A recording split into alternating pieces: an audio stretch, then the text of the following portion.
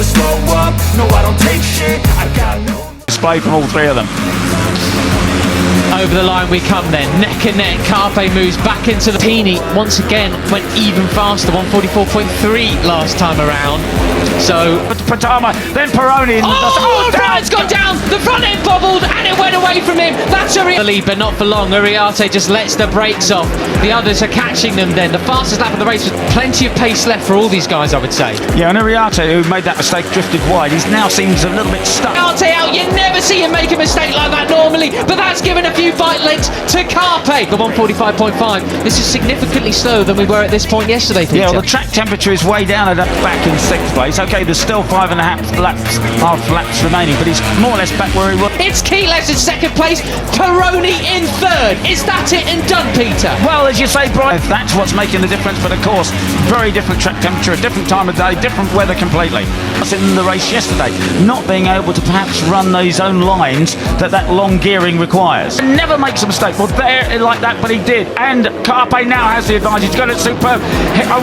Riders were able to go 1.3 seconds faster in the race yesterday. That was Maximo Keyless on an absolute sort of wonder with 6 laps to go. Are they just sort of taking it easy on the tyres? You see Keyless just running such high. I wonder if he knows how much of an advantage he has. He just has to keep it perfectly together now for the last half a lap. He mission at 144.2. You can see the difference with that 145.5. And Keyless is getting back. Corner speed through there then, but yeah, it's we're going to see the real. Might have just gifted a massive advantage to Alvaro Carp, who still retains the lead. It might be too much on terms with that leading trio. He's dragged Rico Salmela with him, and soon it'll be a whole bunch of a tone change in a couple of laps' time. They cross the finish line now. 5 laps to go. I think next time they come around, for anyone else to chase him, here's the chasing pack. Then you've got Rouchet Moodley leading them through. 10 or 15 guys battling for the lead again. Oh, Kevin Farkas has gone down. That's a shameful.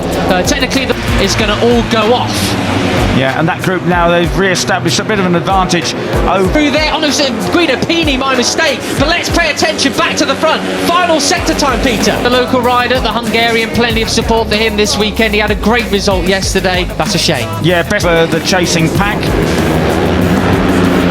Uriarte back on the case. 4th. Yes, and it's Keyless in 2nd place, ahead of Peroni and the 54 of Veda Pratama. Surely it's going to be sorted out. This result, he was at 11th, best result of his season yesterday. Shame to see him in the gravel this morning. Position for him. Keyless moved up into 2nd place, but it's still Carp out front. He's very, very good at this, leading races. Between these 4, and they've really got to do something about Alvaro Carp. He's only got 2 corners to... Right, still with Brian Uriarte, but he's got Carp, Peroni, and now... Isn't he, generally? He is, and I mean, you know, he did this last year. He led so much. Hold it together. He's brilliant through these 2 corners. Surely it's too far. It's too far. Keyless, though. Wow, size of... Keyless on the hotel.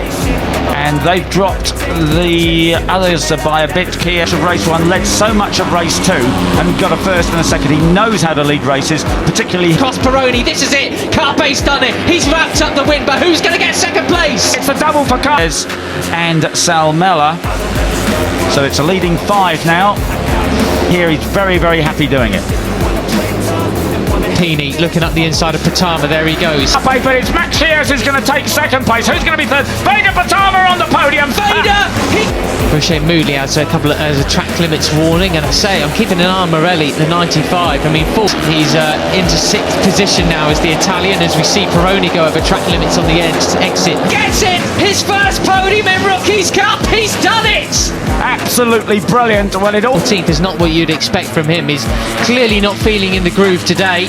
But it's funny, it's that of turn 3. Keep an eye on Moodley, Christian Daniel Jr. and Giulio Pugliese off the back there. They're ready to pick up. That just gave him as much time as we see a bizarre replay going on there. It's been his season, hasn't it? You know, great race, not so great race. It's really quite strange. But it still is the 51. Any pieces that may fall in their favour. They're a 2.5 seconds behind, and that could change.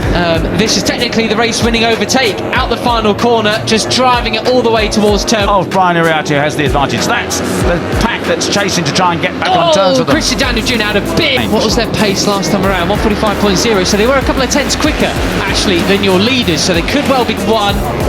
Yeah, it was superb. When Carp was brilliant. I mean, I think I'm pretty sure that's the first double. Big moment coming out of turn 9. so. He's still catching them up come the end of this one. Okay, they got a second and a half to make up, and it's their season, isn't it? What a time to do it. It's a crucial point in the championship. There. Good. Across the line again, it's a slipstreaming battle there. The 83. Certainly, Ruchet's got his head down. Peeny versus. I'm going to refer you back to a conversation. This is what happened with Uriarte. Oh yeah, he just, you know, all of Alvaro Carp pulls out of Brian Uriarte's slipstream, but can't go past on the brakes. It's Pratama. I mean, whatever Peeny does this weekend, he's got his rookie season off to a very solid start, hasn't he? Went wrong on the brakes, didn't he? Sort of bobbled in, and he still obviously had to tip it in, but by then he was in big trouble on the front. Rico is with him then. He's got to make amends after yesterday. How annoyed was he when he spoke to him ultimately? And Kies now up into second place, pressing Carpe. I wonder if it's he's decided that he's just tucked. If you look at Carpe's results at the start of the season, he got a win in the second race in Jerez. He had a podium in France after the race. He was just detuned. You know, he wasn't angry. He was just fed up with it. Stayed off the green enough, and it's time to turn the wick up. He can do it without going on the green as well. He proved that. But he had a couple of races in the start of the season which were a little bit subdued by his standards. Really? Yeah, sounds about right. Yeah, so now the 28 of Maximo Kies. Yesterday's Brian Uriarte Where did he come from? To first. Goodness me, Brian. Oh. Wow. I did tell Christian Daniel Jr. and Rico Salmela that come the second half of the season, he's going to turn slots into second place. Superb stuff. He goes straight back. That was an overly ambitious move. Oh, and Carpe Lily swipes his front wheel. The wick up and bag as many wins as they can. They went, really? I said, yeah, that's exactly what he's doing. That is what he's done. This is much more orderly and sedate than it was yesterday. A 144. Goodness Brian me! touches the green and he goes from trying for first to back for fourth place. I've never seen it. That's right, you're dead right, Matt, because you know he was already thinking championship and race 2. 0.9 from Quiles. He is the fastest rider on track by 0.5 of a second. Anything like that before, to be honest with you. A rider goes from third to first to fourth in a space of 2 corners. The second row, he got a terrible start yesterday as plenty of riders go wide onto the. That's very, very impressive indeed. Then he is a man on a mission. But now you can't say he's not trying. No, absolutely not. Quiles. Way off you said it, didn't you? It's green and beyond. Veda is in second place. Your pole sitter, Rico Salmela in fourth. Carlin. As I said yesterday, you know, Brian Uriarte, as long as they haven't changed, and I don't think he would have done. He's not going to track limits warnings. He said, well, I've got a few in my pocket now. That's not how it works. Thompson up from well down on the grid into 5th. Valentine Peroni, I think it is, that's in